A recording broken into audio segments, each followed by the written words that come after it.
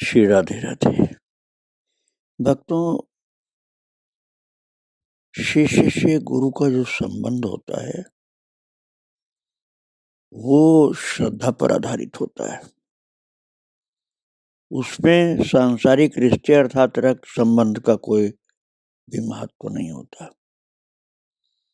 यदि श्रद्धा नहीं है तो देखा देखी किसी को गुरु बना लेने पर उसका सांसारिक लाभ भले मिल जाए, पारमार्थिक और आध्यात्मिक लाभ नहीं मिल पाता। आध्यात्मिक लाभ के लिए तो श्रद्धा ही मुख्य होती है और गुरु पूर्णिमा को पूजन भी श्रद्धा से ही होता है। श्रद्धा न हो तो पूजन नहीं हो सकता है और करना भी ठीक नहीं होता है। मन में अश्रद्धा हो, संशय हो तो क्यों पूजन करें। धर्म जी का पूजन गुरु के भाव से पहले शकुंतला जी, इंदिरा जी करती थी और उनके जाने के बाद ये क्रम बंद हो गया था। किंतु इंदिरा जी की पुत्री विजय के मन में बहुत अधिक श्रद्धा थी, इसलिए उन्होंने प्रेम से हाथ पकड़ लिया, धर्म जी के चरणों में मस्तक रख करके मुझे पूजन करने दीजिए। तब माता धर्म जी रोक नहीं पाई क्योंकि उनकी श्रद्धा विजय की बहुत अच्छी थी और बहुत वर्षों के बाद यह श्रेय विजय को मिला था। 12 जुलाई 1994 में धर्म कुटीर सज करके तैयार हुआ। नए पर्दे, ठाकुर जी की नई पोशाक और आभूषण, खूब सारे हार लिए विजय सुबह सुबह ही वृंदावन पहुंच गई। वृंदावन जब आ गई विजय तो उमंग से भरी हुई थी और भी बहुत से लोग बाहर से आए हुए थे। कीर्तन से पहले विजय थाली सजा लाई। पूरी विधि से धर्म जी का पूजन किया विजय ने। गुरु का पूजन शिष्य के लिए भाव से ही होना चाहिए भक्तों, और खूब भाव से विजय ने पूजन किया। माथे पर चंदन और कुमकुम का तिलक लगा, गले में हार डाल उन्हें नई ओढ़नी से सजा दिया। मिष्ठान खिला, चरणों में प्रणाम कर अपनी मन प्राण इन धर्म जी के प्रति उस दिन विजय ने उन्मुक्त भाव से श्रद्धा प्रकट की। धर्म जी ने भी कुछ भी विरोध नहीं किया क्योंकि उनको पता था कि इसके अंदर बहुत ऊंची श्रद्धा है। उसके बाद और भी कुछ लोगों ने धर्म जी को प्रणाम किया। धर्म जी बहुत प्रयत्न से अपने को इस रस साम्राज्य के रसास्वादन से रोक पा रही थी। इन सब की समर्पण की भावना से विवश थी वो। भावना तो ऊंची होती है तो भगवान को विवश कर देती भक्तों। जितना भी अपने को छिपाने का प्रयत्न कर लें पर उनकी रसमय स्थिति उजागर हो ही जाती थी। 1994 की अक्टूबर की बात है भक्तों। वृंदा भारती उन दिनों दिल्ली में ही नौकरी कर रही थी। वृंदावन की लटक तो थी ही, प्रत्येक शनिवार वृंदावन पहुंच जाती और सोमवार सुबह सुबह सीधा ड्यूटी पर दिल्ली पहुंच जाती। उस सीमित सी अवधि में सब संतों को समय असमय प्रणाम करने निकल जाती थी। वो सोच ही नहीं पाती थी कि संतों को असमय पहुंचने से असुविधा होती होगी। भक्त वृंदा आज भी हैं भगवान की कृपा से, लेकिन उन्होंने विरक्त दीक्षा ले रखी है। उनका कुछ अता पता नहीं रहता, कहाँ रहती हैं, कोई एड्रेस नहीं, कोई फोन नंबर नहीं।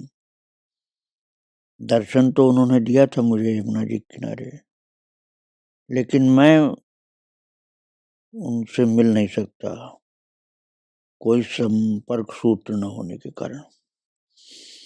और वो जब कृपा करना चाहें तो जरूर आ सकती हैं, क्योंकि उनको पता है कि मैं सुबह यमुना जी जाता हूँ और भक्ति आश्रम में रहता हूँ। बहुत महान है।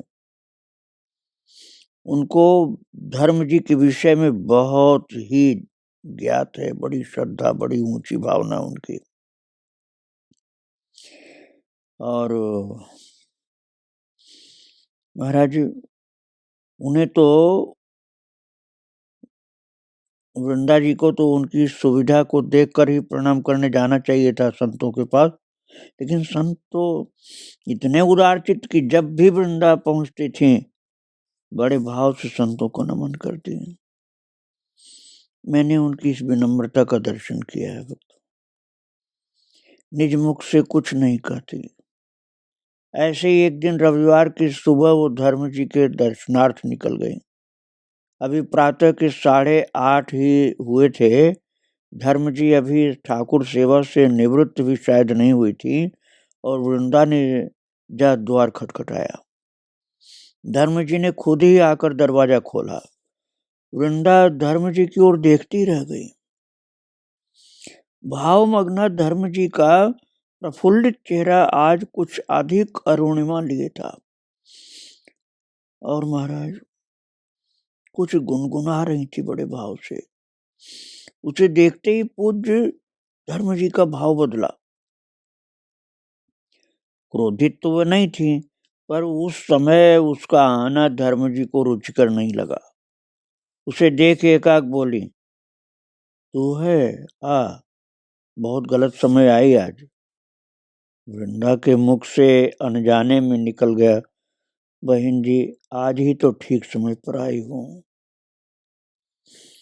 वो धर्म जी की उस उच्च स्थिति से प्रभावित मुग्ध सी बोल रही थी, पर तभी उसे एहसास हो गया कि वो कुछ ज्यादा ही बोल गई। सचमुच ही इस वक्त उसने उनके एकांतिक सुख में विक्षेप डाला था। धर्म जी अभी भी इस भूस्थल पर नहीं थी। वृंदा से अनुचित तो हो ही चुका था। वो जा चुपचाप चटाई ले ठाकुर जी के समक्ष बैठ गए। धर्म जी आधे अधूरे वाक्यों में कही गई जो उनकी बातें थी,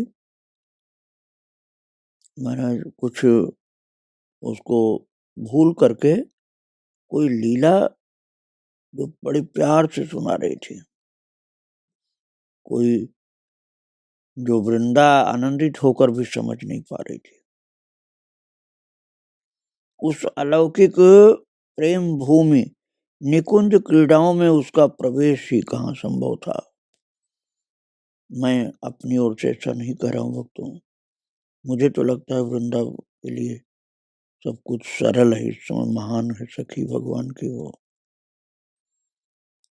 और धर्म जी की पूरी कृपा है वृंदा के ऊपर। पर जो थोड़ा बहुत मानस पटल पर वृंदा के अंकित हुआ उसको मैं आपको सुना रहा हूँ। सखी उस दिन की बात कुछ न पूछ, अब तक भी वह युगल छवि मेरे नैनों में लहरा रही है, मेरे अंग अंग को हर्षा रही है। आज किशोरी अकेली की संगमरमर की सीढ़ियों पर बैठी थी, अकेली ही। उनके सुंदर चरणारविंद कालिंदी नंदिनी के पावन जल को और भी पावन बना रहे थे। उन्होंने एक ओढ़नी से ऊपर की सीढ़ी पर टेक लगाई हुई थी। वे अपने सुनहरे स्वप्नलोक में विचरण कर रही थी। वे प्रियतम की मधुर स्मृतियों में आत्मविस्मृत हो गईं। इतने में ही कहीं से नटखटिया आ गए। अपनी प्रियतमा को इस प्रकार भावलोक में अटखेलियां करती आत्मविस्मृत दशा में निहार हुए आत्मविभोर हो गए। उन्होंने गुलाबी रंग के 4-5 पद्म वहीं से किशोरी जी के पाद पद्मों में समर्पित किए और जल उलीच कर उन्हें प्रवाहित कर दिया। और लो, निशाना ठीक स्थान पर बैठा। वे पांचों सरोज किशोरी जी के चरणों का स्पर्श पा पुलकित होने लगे। उन्होंने संभ्रम पूर्वक कमलों को देखा और चारों तरफ दृष्टि डाली। प्रिय मिलनातुरी उनकी चितवन से झांक रही थी। सहसा उन्होंने देखा नयनाभिराम नीलिनी रज से भी सुकुमार अपने प्राण पर नील सुंदर को। वे हंसते मुस्कुराते खिलखिलाते झूमते मस्तानी चाल में अटपटे पग धरते उन्हीं की ओर आ रहे थे। रवि तनिया के पावन पुलिन पर रत्नचूर्ण सी झिलमिलाती रेणु उनके चरणों से लिपट अपने सौभाग्य पर गर्वित हो गई। कहीं कहीं हरित दूर्वादल मखमली सी बिछी थी, छबीली छटा पर ही टिकी थी। वे तेजी से पग बढ़ाते हुए आए तथा किशोरी जी के साथ ही सट कर बैठ गए। उन्होंने अपना एक करकमल श्री राधा जी के स्कंध पर रख दिया। उससे प्यार की शत शत धाराएं प्रवाहित हो उन्हें पुलकित करने लगी। उन्होंने सहज ही अपना शीश प्रियतम के स्कंध पर टिका दिया।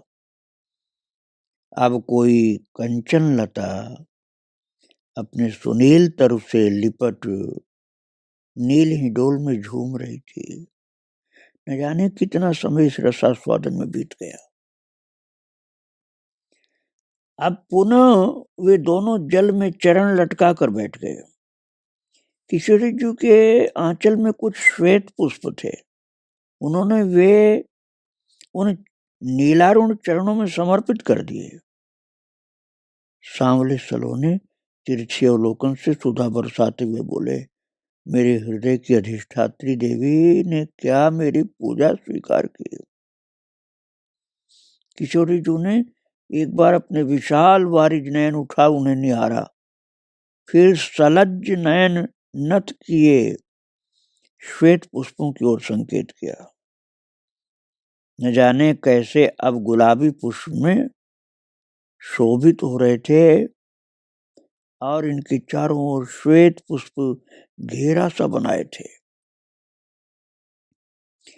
इधर देखना, मेरे देवता की तो ये कुसुम आरती से उतारते प्रतीत होते हैं।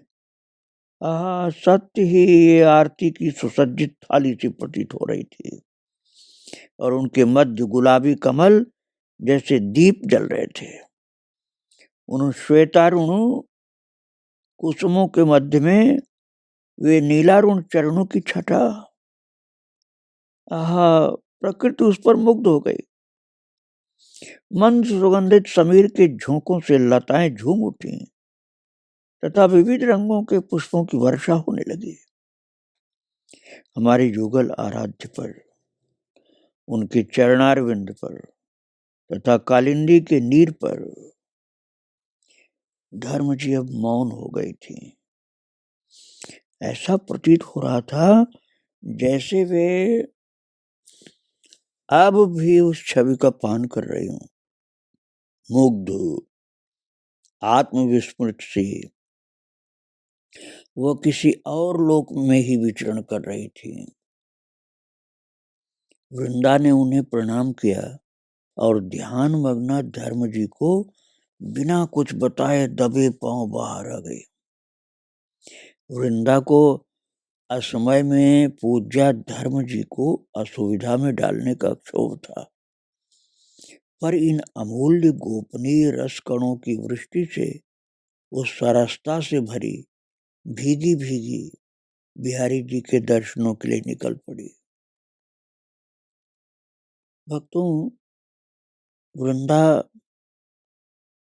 जो विराजमान है बहुत महान सखी वो, मैंने उनका दर्शन किया है। वो जब कृपा करेंगी तो दर्शन फिर देंगी मुझे, ऐसा मुझे विश्वास है। महाराज उनके अंदर बहुत भक्ति है। बड़ा रस है, बड़ा प्रेम है। भक्तों, रस सिंचन की अनूठी प्रक्रिया थी धर्म जी की। सिंचित व्यक्ति को भी बाद में ये एहसास होता था कि ये तो उन प्रेममयी धर्म जी का प्रेमदान है। फरवरी 1995 में वृंदा भारती शिवरात्रि के लिए श्रीधाम वृंदावन में ही आई हुई थी। वही वृंदा जी को वृंदा भारती भी कहा जाता है भक्तों। दीक्षा के अनुसार उनका यह नाम है वृंदा भारती। और जो घर का नाम है वो मैं बताना नहीं चाहता हूँ, क्योंकि उन्होंने मुझे मना किया है, तो इसलिए मैं उनका वैराग्य वाला ही नाम बता रहा हूँ। वैराग्य में उनका नाम वृंदा भारती है। शाम को पाठ से पहले निर्मल शर्मा और पुष्पा गुप्ता के साथ यमुना जी गई।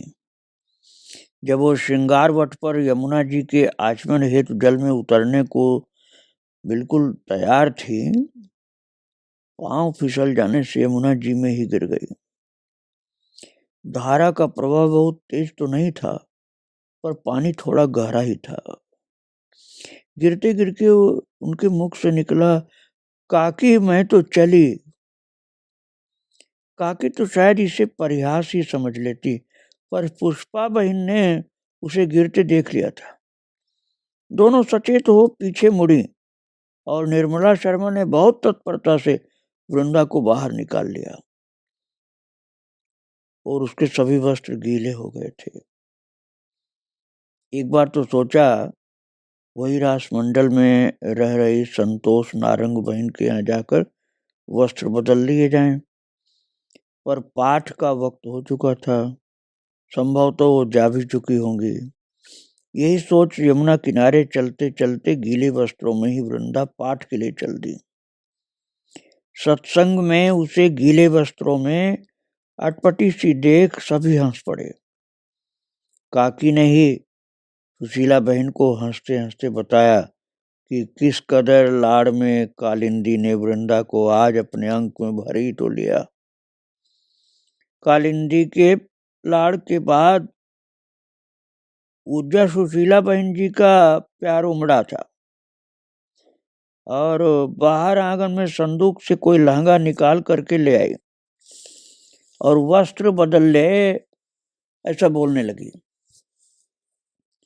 संकोची वृंदा बाहर आंगन में आ गई और संतोष नारंग बहन ने संदूक खोल दिया। हल्का सा अंगूरी रंग का लहंगा ओढ़नी पहन थोड़ी देर में वृंदा सबके पीछे जा बैठी। वो इस बात से भी अनभिज्ञ थी कि वही लहंगा ओढ़नी पहन कभी पूज्या उषा जी नृत्य कर चुकी थी।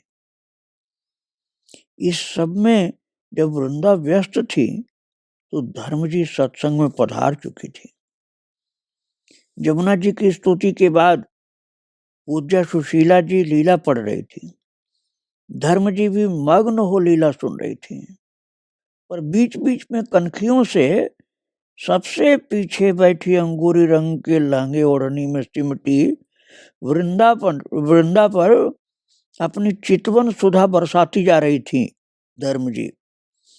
और लीला संपन्न होते ही पूज्य धर्म जी बोली, आज वृंदा क्या नृत्य करेगे? सब हंस दी। किसी ने बीच में कहा, अभी तो होली में बहुत दिन है। पर धर्म जी बोली, नहीं नहीं, वृंदा तो आज नाच ही ले। और लो झट वृंदा अपना सारा संकोच छोड़ उठी। पूज्या सुशीला जी को प्रणाम कर जब पूज्या धर्म जी को प्रणाम करने लगी तो ऐसी बाकी चितवन से उन्होंने गंभीर वृंदा को मदिरता से सींचा कि बसंत का सारा उन्माद थिरकन बन वृंदा का नृत्य बन गया। भक्तों, महान लोगों की कृपा भी बहुत बड़ी चीज होती है। वृंदा के ऊपर धर्म जी की कृपा हो गई थी।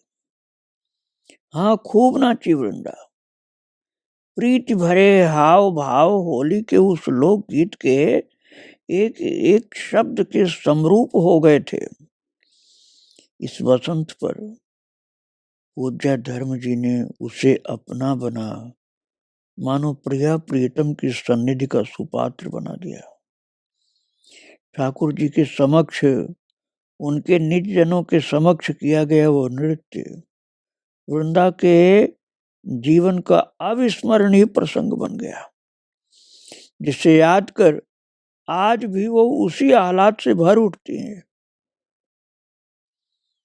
नाची तो उसके बाद भी कई बार, और उस दिन की बात ही कुछ और थी। वक्त बहुत भाग्यशाली है वृंदा, जो उनके ऊपर कृपा इस प्रकार हुई थी धर्म जी की। और उसके बाद तो वृंदा भारती, जो वृंदा मैं बोल रहा हूँ उन्हीं का नाम वृंदा भारती है भक्तों। वो वृंदा भारती जो पूज्य धर्म जी को यदा कदा प्रणाम करने जाती थी, दिल्ली से वृंदावन आने पर अक्सर ही धर्म कुटीर की ओर जाती दिख जाती है।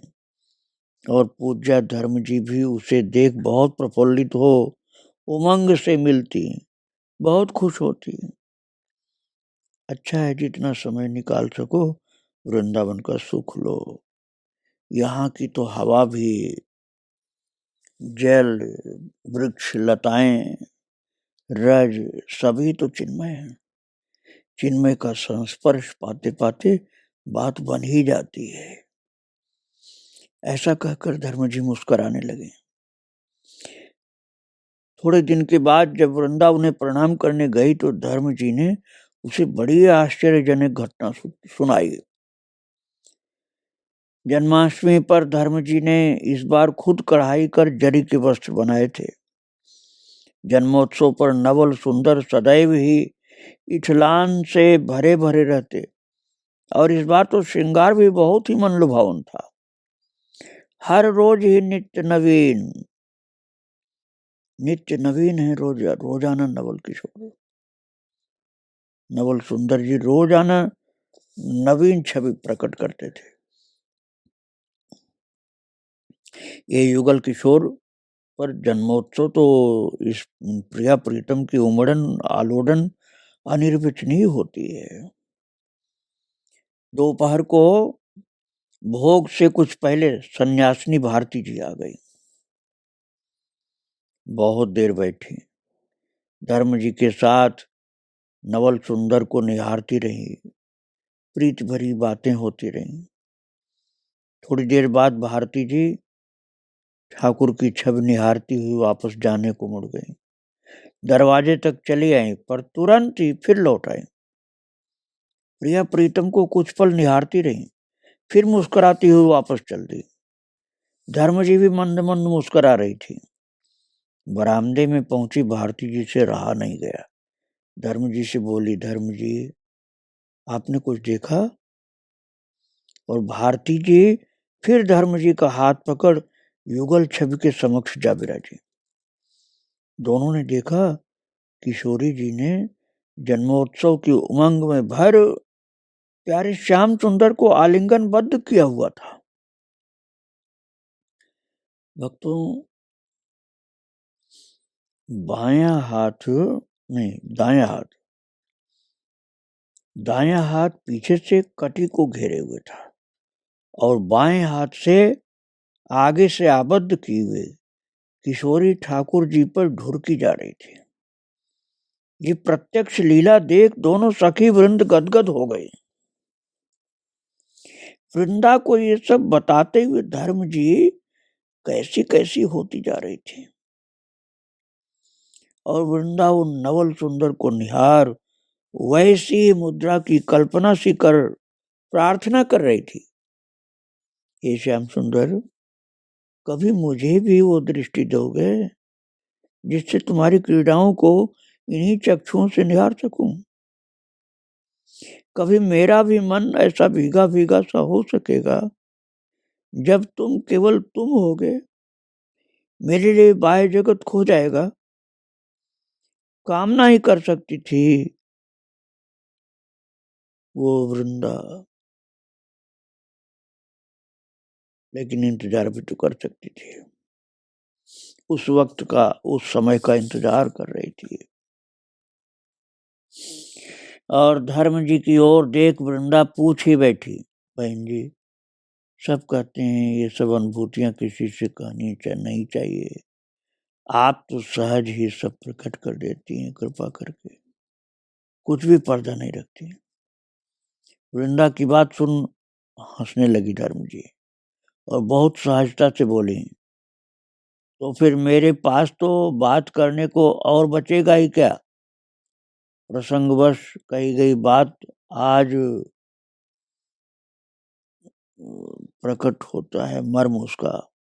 वास्तव में वो इतनी लबालब भरी हुई थी कि उनमें कुछ और समा ही नहीं सकता था, और वे सब चर्चाएं तो उनके प्रीतम सामीप्य की सहज छलकन मात्र थी, जो उनकी मस्ती में उनके अधरों से अनचाहे अनजाने ही प्रस्फुटित होती रहती थी। अभी भी वो मस्ती में कुछ गुनगुना रही थी। वृंदा दर्शन कर रही थी। उल्लास भरे कंठ से नयनों को सब प्रयास पूरा खोलते हुए बोली, एक नई बाल गोपाल की लीला का दर्शन हुआ था, उसको मैंने लिखा है, इस जन्माष्टमी पर सुनाऊं, ऐसा उन्होंने प्रकट किया अपना भाव। भक्तों, जिस लीला का दर्शन धर्म माता ने किया था और वृंदा को सुनाया था, उसको मैं आपको कल सुनाऊंगा। आज इन माताओं को प्रणाम करके यहीं विराम दे रहा हूँ। श्री राधे राधे, जय श्री राधे राधे।